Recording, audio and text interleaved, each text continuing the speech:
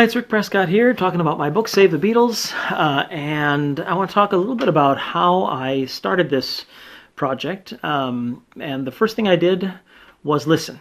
And I listened probably for about a year, listening to a bunch of, everything that I could find from the solo Beatles, starting at the very first track, which happens to be, I think, Give Peace a Chance, and all the way to the last track, which I think is Grow Old With Me on Milk and Honey, and listening to roughly 600 tracks altogether, listening to them separate from their original releases.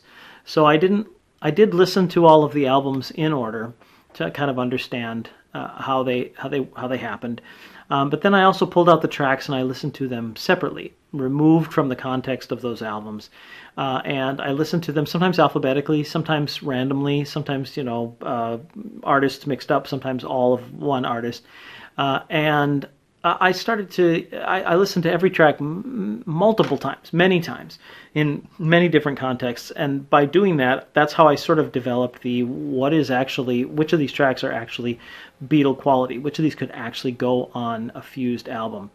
And that was really the first step to getting the whole project going, is to ask the question, is this even a good idea? Is this even possible?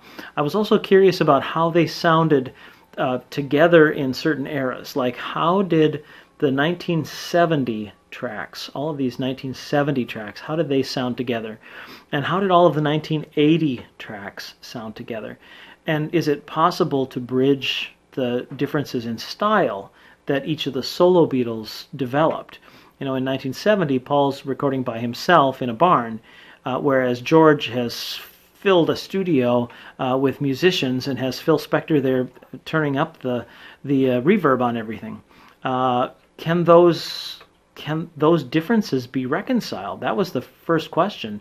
And the answer was yes. The answer was yes, they can be reconciled. But that's part of the assembly process.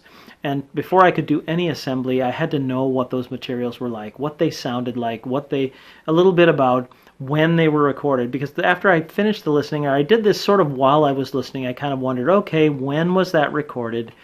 And how does that fit into the chronology of, the lawsuits, or who hated who, or who was talking to who, or who was breaking up with who? There were all kinds of marriages breaking up.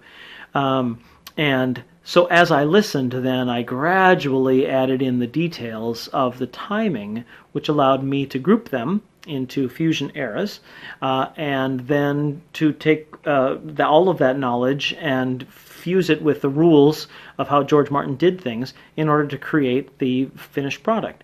So the critical thing is that the book includes my reactions to all of this music as I was listening to it. In some cases, I pull out tracks that I totally had either forgotten about or just didn't perceive the way back then that I do now. And those differences were interesting. I thought, when I started, that I knew the music well enough to just do this in my head. If you think about one of pick any solo track or any Beatles track, whatever, and go, oh yeah, dun, dun, dun, dun, dun, dun, dun, dun, dun, dun, and you can sing them in your head. You can hear the guitars, you can hear the drums, you can hear the details, the context. I mean, most Beatles fans have this ability. I don't think I'm unique in that.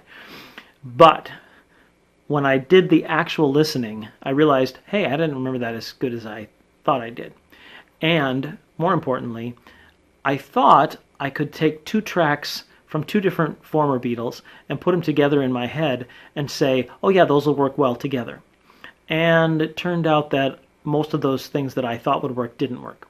And so by process of experimentation and elimination, I ended up finding combinations that were very unexpected, where movement from one type of track to another is almost inevitable. It seems like it's the only option.